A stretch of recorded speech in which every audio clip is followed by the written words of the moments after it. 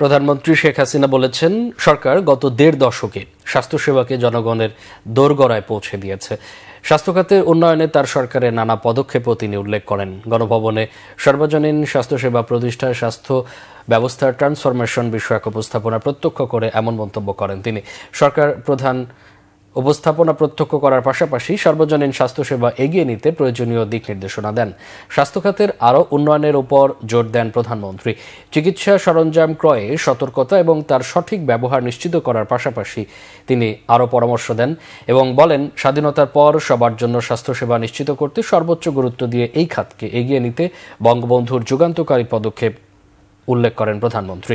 স্বাস্থ্য মন্ত্রণালয় আয়োজনে অনুষ্ঠানে প্রধানমন্ত্রীর শিল্প ও বিনিয়োগ উপদেষ্টা সালমান এফ রহমান ও স্বাস্থ্যমন্ত্রী ডা. সামন্তলাল সেন সহ স্বাস্থ্য খাতের বিভিন্ন স্টেক হোল্ডাররা উপস্থিত ছিলেন।